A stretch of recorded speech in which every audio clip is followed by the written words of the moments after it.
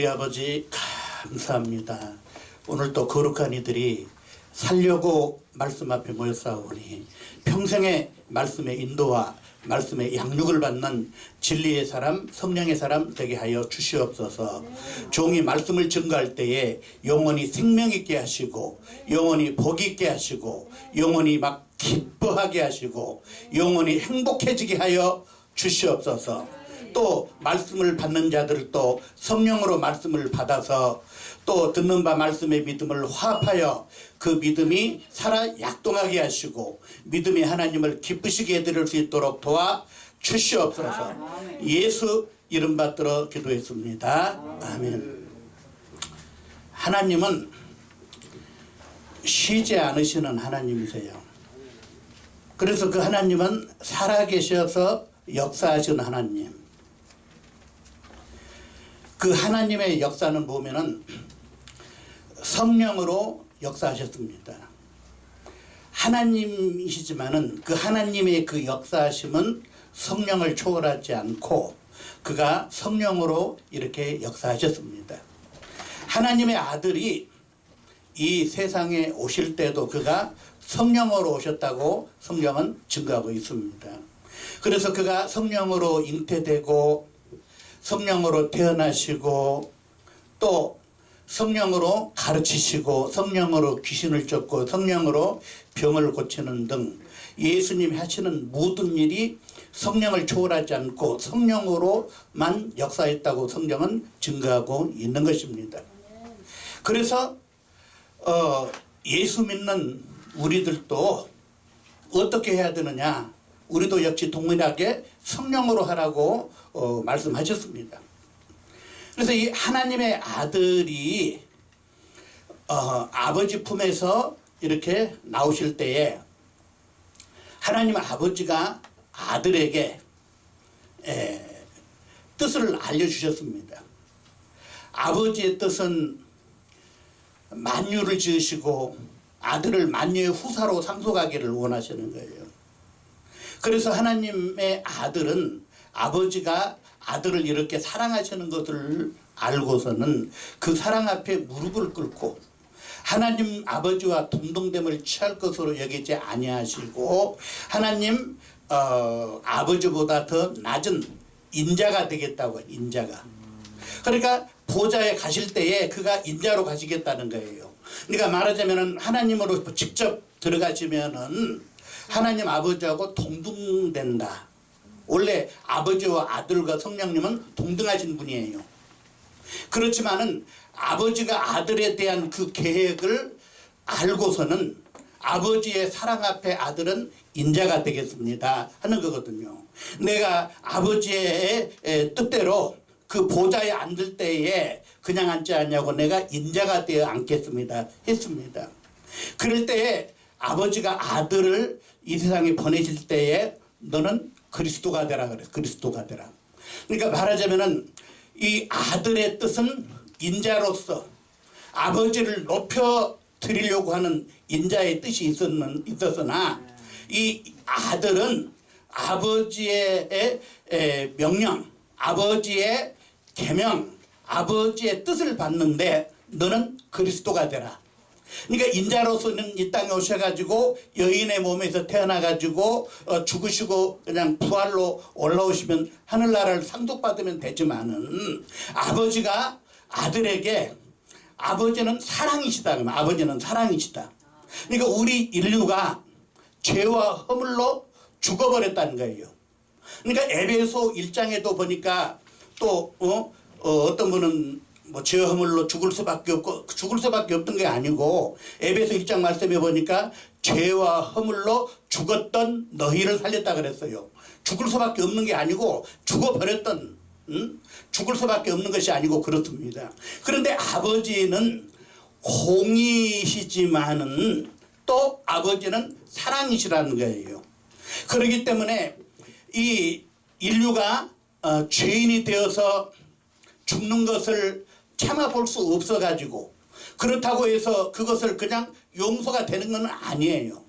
말하자면 하나님의 아들이 그리스도가 돼가지고 그 값을 지불하라는 거예요. 그리고 네가 그 값을 지불하면은 네가 피값 흘려서 이 사람들을 사면은 내가 저들을 이제 사하여 주리라 하는 거거든요. 그래서 하나님의 아들이 인자로 오시려고 한 것을 아버지가 아버지의 뜻으로 너는 그리스도가 되라. 그러니까 그리스도가 되는 것은 뭐다면은 형벌을 맛보고 죽음을 맛보고, 그러니까 그냥 죽음을 맛보는 것과 죽음을 당하는 것은 다릅니다. 어떤 분은 나이가 100살이 이렇게 됐어요. 그래서 늘 입버릇처럼 죽어야지 그래요. 근데 갑자기 집에 누구 강도가 들어와가지고 죽인다 그러면 살려주세요 막 그런단 말이야. 그러니까 죽음을 맛보는 것하고 죽임을 당하는 것하고는 다르다 그래요. 그래서 하나님의 아들이 겟세마네 동산에서 그가 간절히 기도했습니다. 그가 기도할 때에 정말 땀방울이 핏방울이 될 만큼 간절히 기도했던 것은 정말 그 죽임을 당해야 되는 그 죽음 앞에서 그가 그처럼 간절히 기도했던 것이에요. 그래서 하나님의 아들이 이 땅에 오셔가지고 세상에 죽으려고 태어난 사람이 어디 있습니까? 너는 나중에 대통령이 되라, 너는 뭐 미스코리아가 되라 하면서 이게 축복합니다. 그러나 하나님의 아들은 정말 그러려고 오신 것이 아니고 아버지의 뜻으로 그리스도가 말하자면 아버지의 뜻으로 정말 죽음을 당하려고 오셨다는 거예요.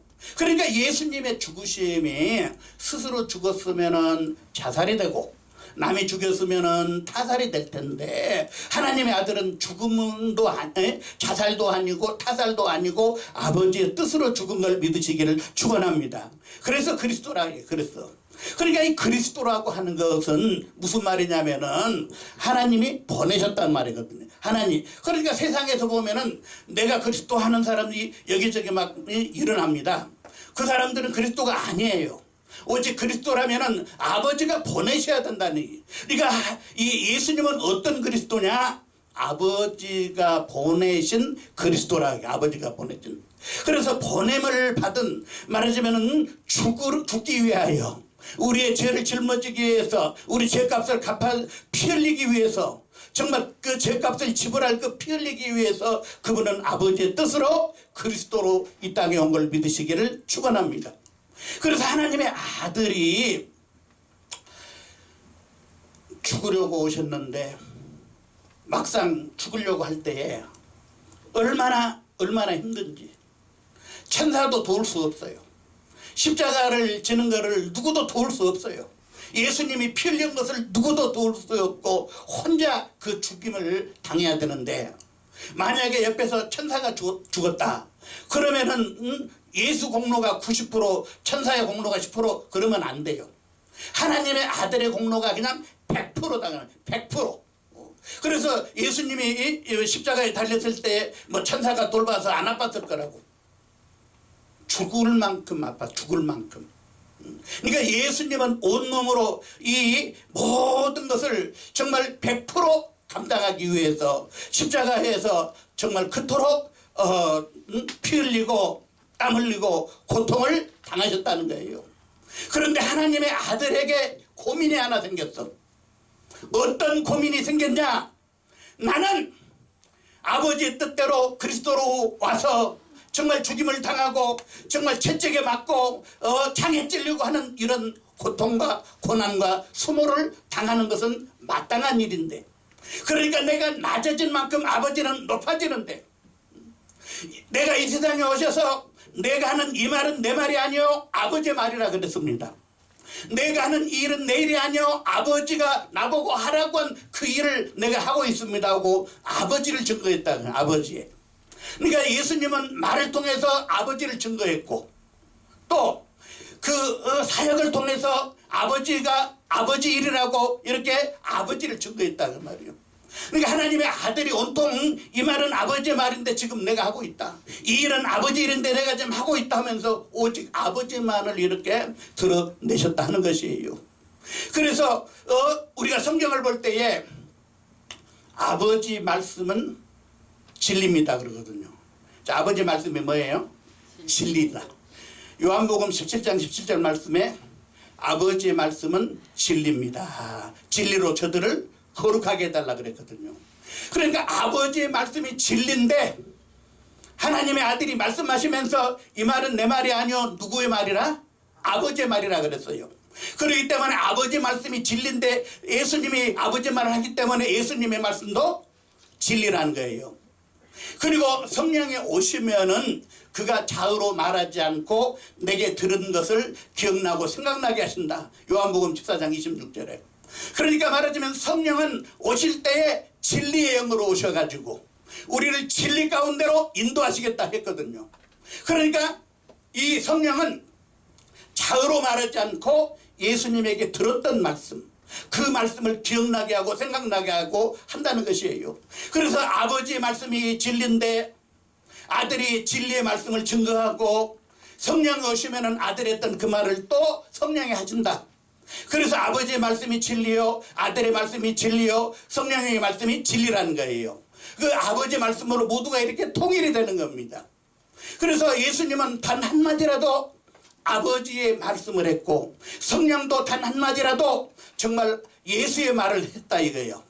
그런데 마귀의 말은 거짓말이에요. 거짓말. 그러니까 우리가 생각할 때 마귀가 말했기 때문에 거짓말이 그런 게 아니고요.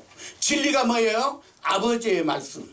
아버지의 말씀을 아들이 해야 진리요. 또 성령이 하셔야 진리인데 성령도 말하자면 아버지의 말씀으로 연결이 되고 예수의 말도 아버지의 말씀으로 연결되는데 아버지의 말씀은 진리인단 말이에요. 그런데 마귀는 아버지 말을 한 것도 아니고 예수의 말을 한 것도 아니고 성령의 말을 한 것도 아니고 자기 말을 한단 말이에요. 자기 말. 그래서 마귀가 거짓말이라고 하는 거예요. 예? 그래서 왜 마귀가 거짓말쟁이냐? 막 속이고 그걸 떠나서 아버지의 말, 예수의 말, 성령의 말을 안 하기 때문에 거짓말이라고 한 거예요. 그러니까 오늘 우리가 정말 목회자라면은 우리가 사명자라면은 누구 말을 해야 되느냐. 어떤 사람은 박사님 말을 하고 또 철학자 말을 하고 하지만은 그것은 거짓말이 되는 거예요. 하나님 앞에. 오직 우리의 말이 성령의 말, 성령의 말이 예수의 말, 예수의 말이 아버지의 말, 이렇게 아버지께로 연결된 진리를 말하는 진리의 사람, 성령의 사람 되기를 주의 이름으로 축원합니다. 그러니까 예수님이 나는 너희를 갖다가 구원하러 왔다 그랬어요.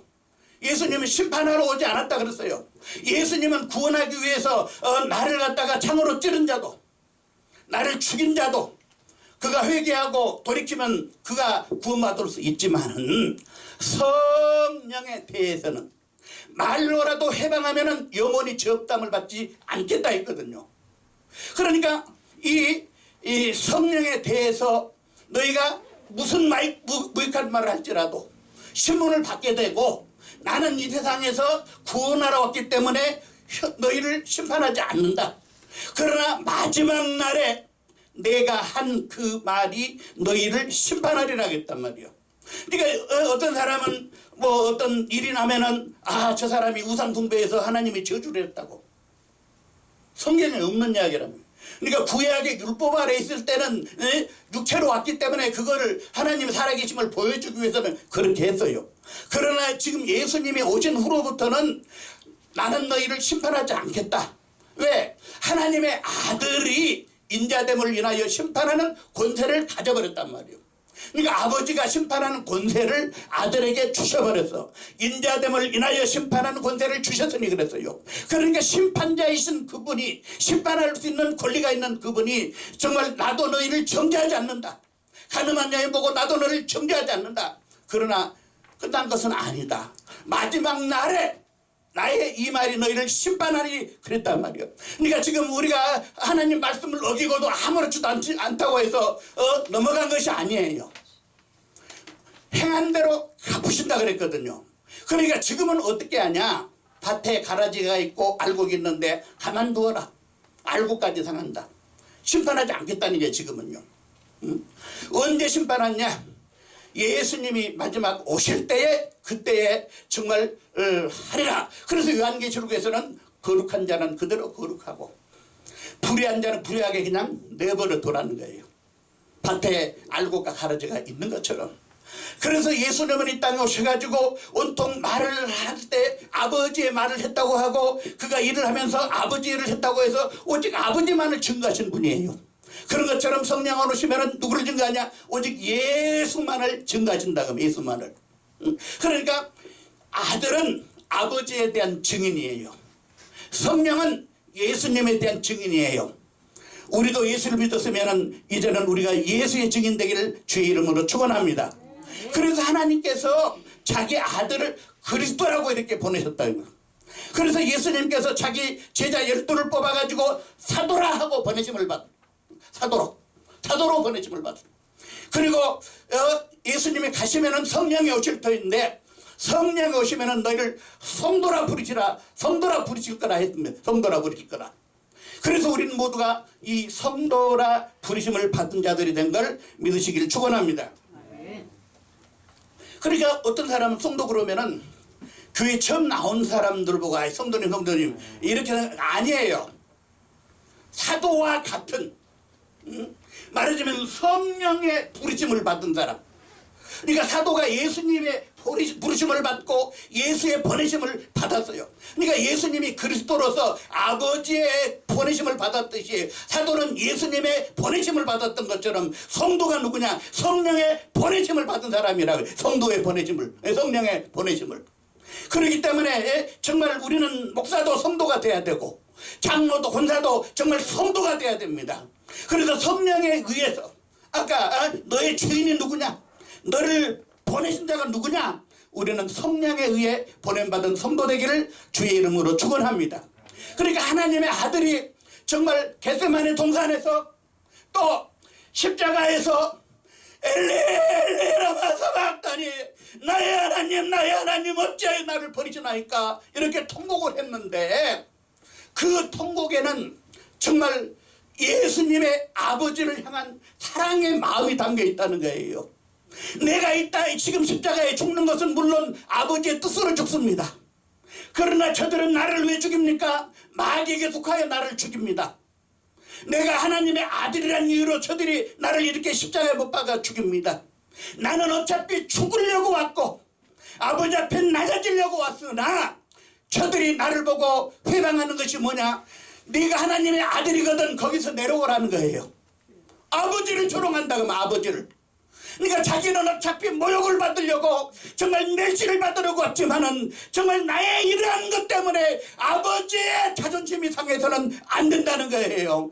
나의 하나님 어찌하여 나를 버리시나이까. 정말 이 세상이 악하다. 하나님의 아들까지 죽이는 그런 악한 사람들이 어디 있습니까? 지금도 사람들이 악하다 자기를 지은 하나님도 몰라볼 만큼 그런 악한 사람이 어디 있습니까? 그러면서 너희 부모도 몰라봐서 제자도 안 되나 이따위 소리를 하고, 정말 얼마나 그들의 양심이 마비가 됐으면은 너를 지으신 하나님도 못 알아볼 만큼 그렇게 심령이 마비가 되고 악하냐 그 말이야. 응? 예수 믿는 사람이 악한 것이 아니에요. 안 믿는 사람이 하나님도 몰라볼 만큼 정말 그렇게 악한 사람이 되어버렸단 말이야. 응? 그래서 하나님의 아들이 정말 그렇게 절규했던 것은 정말 나의 자존심은 땅에 정말 묻혀도 괜찮으나 정말 아버지의 자존심이 상해서는 안 된다고 정말 아버지를 위한 이런 예수의 마음이 있었던 걸 믿으시기를 축복합니다. 그래서 성경은 너희 안에 이 마음을 품으라 곧 예수 그리스도의 마음이네 그랬다고 말이에요. 예수 그리스도의 마음. 예수 그리스도의 마음이 어떤 마음입니까? 아버지를 생각하는 마음, 아버지의 자존심을 생각했던 그 마음. 그래서 고린도전서 2장 11절 12절에 보니까 정말 사람의 사정을 사람의 영 외에는 누가 알리요? 하나님의 사정을 성령 외에는 누가 알리요? 하나님 영 외에는 하나님의 사정을 알 자가 없다는 거예요. 그리고서 고린도전서 2장 16절에 또 뭐라고 말하냐면은 누가 하나님의 마음을 알아 이 마음을 가르치겠느냐 그랬어요. 하나님의 아들이 아버지의 마음을 정말 알아주고 아버지의 마음 때문에 절규했던 것처럼 누가 하나님의 이 사정을 알아가지고 이 마음을 가르치겠느냐 하는 것입니다. 그러나 우리가 그리스도의 마음을 가졌으니 성령으로 가졌으니 그래서 성도라 부르신 걸 믿으시기를 주의 이름으로 축복합니다. 정말 효자가 누굽니까? 부모의 심정을 아는 자가 효자예요. 누가 성도냐? 하나님의 마음을 아는 사람. 사람, 그리스도의 마음을 아는 사람, 너희 안에 이 마음을 품으라. 그리스도의 마음이니 그랬어요. 우리 모두 정말 성령으로 그리스도의 마음을 품기를 주의 이름으로 축복합니다. 그 일을 위해서 성도라 부르셨사오니 정말 주여 나를 성도되게 하셨사니 내가 성령으로 하나님의 마음을 알게 하시옵소서. 이 마음을 가르치겠나이다. 누가 하나님의 마음을 알아 이 마음을 가르치겠느냐 그랬어요. 우리 모두 성령으로 예수 그리스도의 마음을 품고 이 마음을 증가할 수 있게 되기를 주의 이름으로 축원합니다. 할렐루야.